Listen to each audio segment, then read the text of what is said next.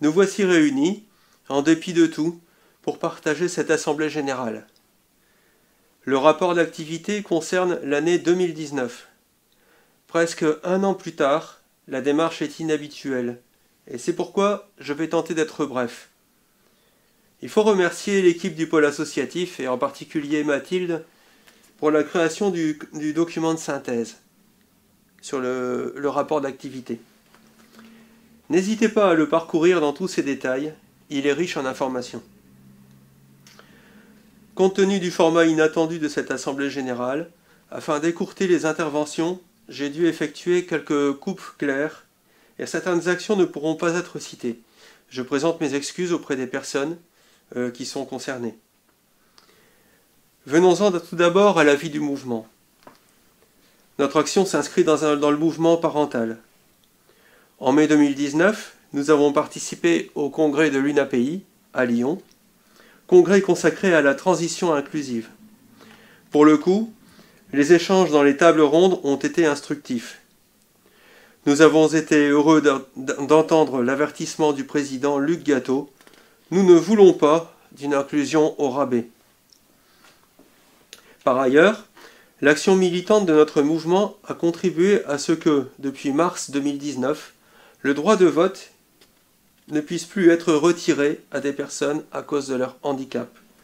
C'est une victoire très attendue. Au niveau départemental, l'esprit de cohésion a permis d'avancer. En particulier, plusieurs démarches ont été menées pour mettre en valeur les difficultés des entreprises adaptées et les enjeux autour du travail protégé. Il faut reconnaître que notre UNAPI Hauts-de-France, c'est-à-dire la représentation régionale du mouvement, peine toujours à se concrétiser. Au sein de notre association, intéressons-nous maintenant à l'action familiale. 2019 a été l'année de l'aide aux familles, l'aide aux aidants. Souvenons-nous de l'Assemblée générale de l'an dernier. Nous y distribuions des enquêtes afin de connaître les besoins des familles et des aidants que nous connaissions. Julie Vandionant a regroupé les résultats de cette enquête qui a révélé 3 points fondamentaux pour les familles. L'écoute et le partage d'expériences pour une aide au quotidien. La connaissance des solutions et des établissements afin de préparer l'avenir. Enfin, l'organisation de réunions thématiques. La salle Marie-André Pau, dans laquelle nous faisons d'ailleurs aujourd'hui ces enregistrements, est située au pôle associatif. C'est un lieu d'accueil des familles et des bénévoles. Depuis septembre 2019, elle est aussi devenue un centre de ressources où chacun peut se documenter en toute convivialité. C'est un service qu'il faut promouvoir, car la qualité des témoignages et des conseils est remarquable. Autre création de 2019, la commission associative des parcours. Nous savons que notre action la plus fondamentale est d'éviter les ruptures de parcours. C'est pour cela que la commission a pour but de regrouper les ressources associatives pour anticiper les transitions et mieux tenir compte de la vie de la personne. Venons-en à la solidarité. 3 dispositifs associatifs permettent aux familles d'éviter le découragement ou l'absence de solution. Ils reposent très largement sur l'engagement de bénévoles. La mascotte a accueilli 41 personnes, parmi lesquelles 8 ont trouvé une place dans un établissement.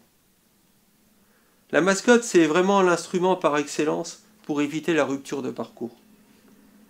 Pour participer à son financement, rappelons que l'équipe de bénévoles de la collecte, emmenée par Jean-Marc Tison, a permis d'obtenir des dons à hauteur de 30 000 € environ.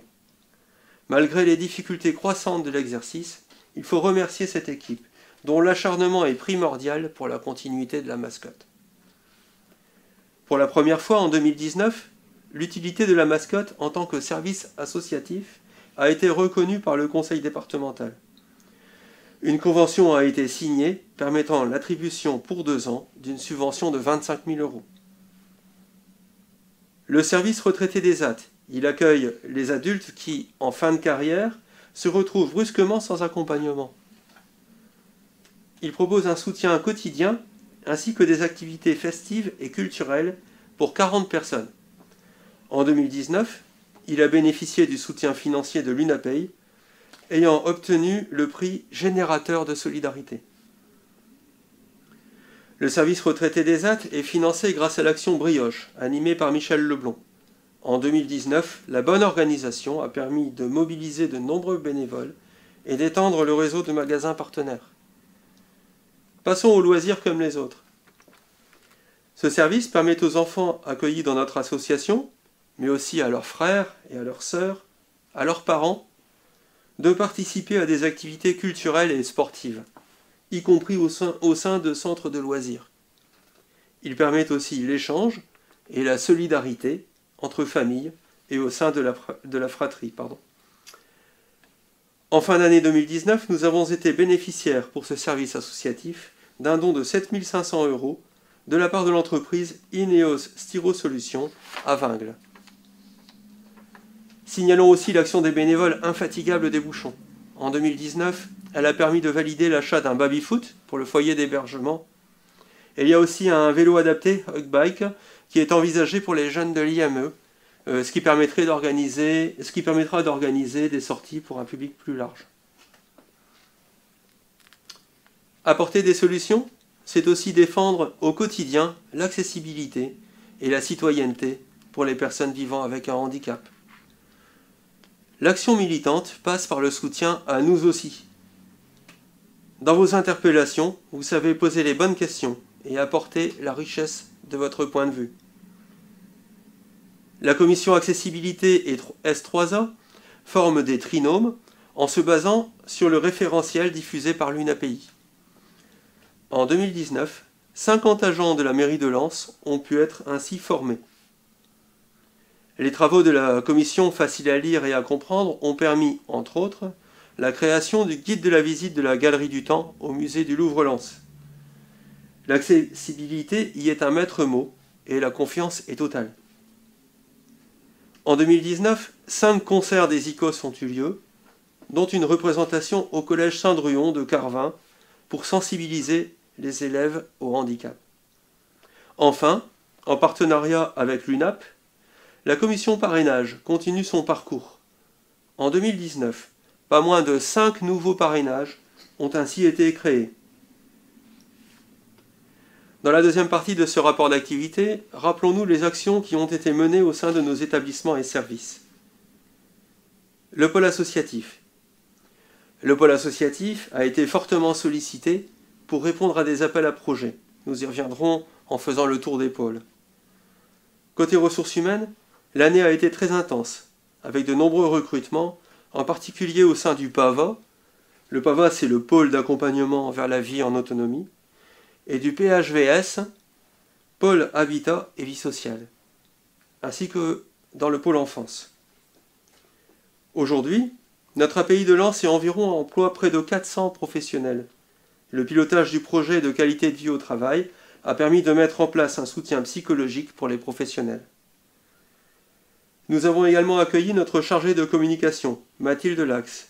Nous avons lancé la nouvelle charte graphique de notre association et fixé les bases de notre site internet, plus accessible et attrayant pour les familles et les partenaires. Le pôle enfance maintenant. Au-delà des difficultés que le pôle enfance a rencontrées, de nombreux projets ont pu être menés à bien. En particulier, la deuxième extension du CESAD. Après le départ en retraite de Bertrand Facon, en fin d'année, Christelle Potvin a assuré la direction du pôle jusqu'à l'arrivée de Pauline Chevalier en mai 2020. Signalons également le succès des Léonciades et du marché de Noël, qui permettent vraiment des moments de détente et de partage entre familles. Remercions encore les professionnels qui s'impliquent dans ces événements. Au sein du pôle travail, la dynamique se poursuit pour la reconnaissance des acquis de l'expérience. L'ESAT a même pu concrétiser les 3 premières VAE de son histoire. Cette dynamique est le signe d'un accompagnement prévenant et de qualité qui anticipe les orientations à venir de nos établissements. Au-delà des bons résultats commerciaux, on note la diversification de nos activités. L'atelier couture continue sa montée en puissance, de même que la blanchisserie et les prestations de services, comme la location de salles avec prestation de repas. La consolidation de l'entreprise adaptée, malgré un contexte réglementaire, économique et politique très complexe, a permis la signature du contrat pluriannuel d'objectifs et de moyens. Le PAVA à présent. Nous savons qu'il est en pleine mutation, avec la poursuite de la transition du foyer d'hébergement vers le dispositif Habitat. Les activités du SAMSA Relais TED ont été revues et sont en augmentation. Les liens sont renforcés avec le Centre Ressources Autisme. Plus généralement, le PAVA se rapproche du pôle travail pour adapter le projet personnalisé des personnes accompagnées. Les travaux sur l'autodétermination se poursuivent, souvent en collaboration avec les autres pôles. Au sein du pôle Habitat et Vie sociale, le gros dossier de 2019 a été le chantier puis l'ouverture aux habitants de la 4e unité, la Bohème. Parallèlement, le tuilage entre Nadine Nancel et David Desmulliers, nouveau directeur de pôle, a pu être réalisé. Le contexte budgétaire n'a aucunement entamé le moral de nos équipes. Signalons des actions originales qui ancrent le SAJ Les Écureuils et les Glycines dans la cité. Évidemment, on parlera du Festival du Conte qui rassemble 500 personnes avant Noël. On y voit des foyers, des écoles, des centres sociaux, le tout dans l'ambiance délicieusement feutrée de la yourte. Citons également la participation à la semaine de sensibilisation à l'illettrisme à la médiathèque estaminée de Grenay. Également la sensibilisation aux élections européennes et au droit de vote, thème transversal à toute notre association. Au sein du pôle médicalisé, pour développer les capacités et l'autonomie des habitants, de nombreux outils numériques ont été mis en œuvre. Le contexte que nous ne pouvions prévoir a rendu cette action particulièrement importante pour réduire la fracture numérique.